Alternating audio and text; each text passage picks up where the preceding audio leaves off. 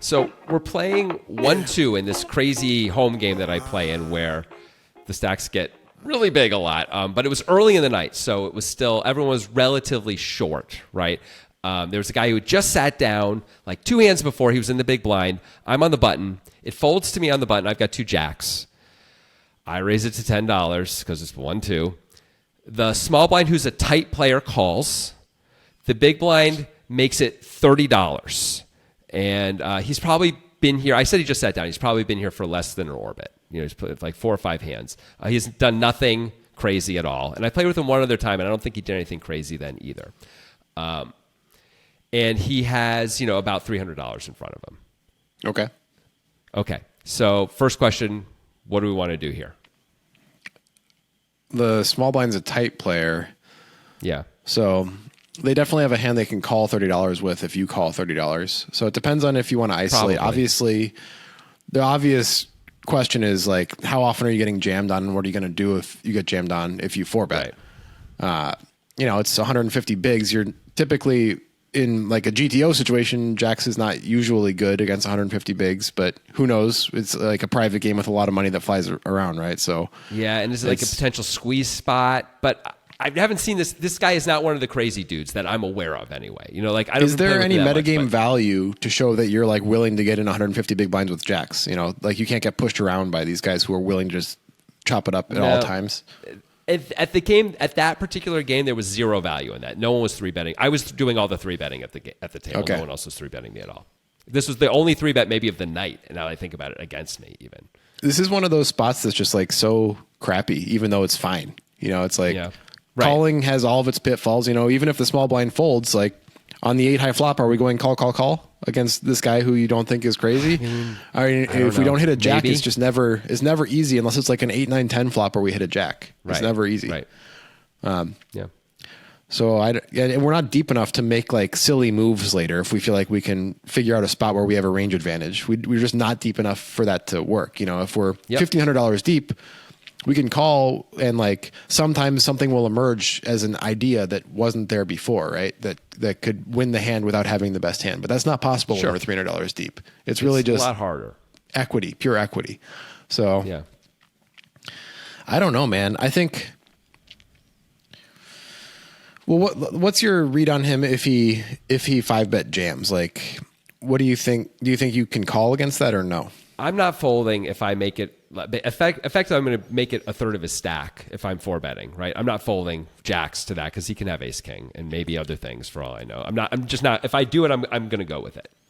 I'm wondering if you should do a thing that I've been doing a little bit in these spots in position against 3-bets. Essentially a click back, yeah. Like that's make it like $65. People don't know how to react to that. And I wish I had thought of that. That's a cool idea. I didn't do that. That's a really cool idea. I think that's maybe the best solution there, right? We get a lot of information. You clean up the small blind. The small blind is pretty much gone once you make it $65. Has to fold. And the ace king is probably not going to jam on that unless they've seen it a lot from you. They're going to be like a little freaked out. They're not going to really know what to do. I mean, I don't know. They may just jam because it's $300 and these guys have a lot of money. They may be like, whatever. Maybe. And so, like, if I'm folding jacks to the ace king jam, that's not great. But I don't know that ace king's going to do that anyway, like you're saying. Yeah. It may just call. So, anyway, so what do you want to do though? Like, I mean, I'll tell you what I did, but what's your preferred action here ultimately? I want to make it $65, but I know you didn't do that. Okay. Okay, right. So if we're not doing that, if we're making it basically 100 or call, what do you want to do? Calling. Yeah, I ended up calling. I was really on the fence the whole time about it. I was like, these guys aren't 3-betting me at all. And this guy, I've never seen it do anything crazy. I don't know. I guess I should just call. I don't think he's squeezing. So I just called. The small blind calls as well. We go to the flop. The flop is 10-8-7 rainbow. So we flop pretty good. Not bad. Yeah. Not bad. And I'm thinking already, like, I don't know if I'm going to be able to fold too much.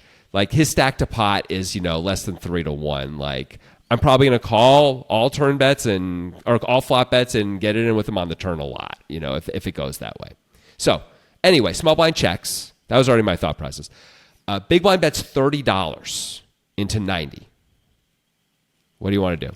I want to make it 120. I'm not folding if he jams. I have the 6 outs against the overpairs. I think he has a fair amount of ace king and stuff like that. Yeah. It's a rainbow board. Sorry, I don't remember. It's a rainbow board. Yeah. It'd be better if there was a flush draw out there, but I think I want to make it 120. I was also super torn on this spot too of like, do I want to raise or do I want to call? And like, I really believe I'm ahead now when he bets 30. Like most of the time I'm ahead, and if I'm not, so be it. Right? That wasn't the problem. But I was also aware of like the small blind's still here, and maybe I can make more money by calling and let him fire one more time. I don't know. Obviously, I give up some equity by doing that, right? Like I'm not going to shut him out if he's got ace king, but I don't even know if he's going to bluff the turn, by the way, if I call. I don't know that either.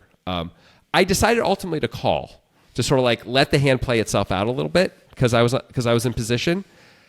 I don't know if I love that. With the small blind in there too, I don't like it. I think if we make it 120 and the small blind jams for 300 or more, I think we can actually just fold jacks. I don't think we have enough equity against the range. It's probably a set. I think you're right. Yeah. So I call the 30 and the small blind raises to 75. Now it's tricky. The big blind folds, of course, because obviously he didn't have it. And here we are. It's $45. I think we have to peel one for 45 and like just really hope to hit a jack or a 9. Yeah. I peeled. We do not. It's a deuce. So not super great. And he bets 100 on the turn. And your read on him is that he's tight. Yeah, I was sitting there like, the whole time like, would he do this with ace 10? That's would exactly he do my this question. With ace 10? Yeah. And I was like, well, the dude bet 30 and I called 30. He might do it with ace 10 because it's like we look so weak. But then when I call his raise, that may feel a little different to him, right? So I decided when I called the raise, if I didn't improve, I was like, I'm going to play like, instead of 5th Street Chicken, like Bart Hansen likes to talk about, I'm going to play 4th Street Chicken. Like, see if he wants to continue. If he bets big or bets like a real amount on the turn, I'm going to believe him, is what I decided, because I think of him as being a tight player and a careful player. He bets the 100, and he bet it. He looked, I mean, I'm not nearly as good as reads as you are, but he looked comfortable to me. I believed him completely. I didn't think he had like 2 8s or 2, whatever the open ender is, 2 9s. I didn't think he had that at all. Like, I thought he had a hand he believed in, and I thought he's the kind of guy who, when I call the turn, oh no, the turn was a queen, not a deuce. It doesn't really matter. Really? Yeah. But it's the kind of thing where if he had ace 10, he's the kind of guy who would check on the queen. That does matter. So it matters in that way, right? I believed he would check. Also, I thought he might check anyway when I call the raise. Maybe not. But the queen is going to slow him down. It shouldn't, but I think it would. So he bet the 100, and I was like, I think I have to fold this, man. So I just throw it away. And he turns over ace 10? 10-10. He had top set. And I was like, God, there was a way to play this hand where I would have, if I had just re-raised on the flop, if I made it 65, I probably just win easily too. And it was like, yeah, I think it's a spot where passiveness costs you there. Sometimes I think I had this tendency for a long time, and I think you and I both share this tendency of like thinking like I can figure out the spot a little better than the other guy. So I'm going to not let the pot get too big until I have the spot figured out. But I think a lot of the time that fucks you up, and I agree. Like it's like I'm giving it away there. Yeah. It's really easy to also think like, okay, it's 150 blinds, fine. It's $300. It's jacks on the button against the big blind re-raising in a squeeze spot. Like this guy is not like super sophisticated about poker, I don't think, at that point. Like that was my initial hit on him. But he could have 8s, he could have 10s, he could have ace king, he could have ace queen, he could have lots of things. He could also have me just dead. Nearly dead, but okay, it's not the end of the world to go all in here or effectively get it all in and be wrong. It's not like it's going to kill me. Like, and I feel like one thing I've got to work on, and I've been noticing this as I've been playing online a lot lately, is 4-betting more of the time. Like I'm not 4-betting much. I 4-bet my true monsters and a few bluffs, and that's it. And even in spots where like, they don't have to have a monster. I do a lot of calling in position, which isn't terrible, but I do that sometimes with hands that are pretty clear 4-bets, and I think that's maybe a mistake. So be more aggressive, young one. Too. Be more aggressive. Yes. I'm sick and tired tired of being tired.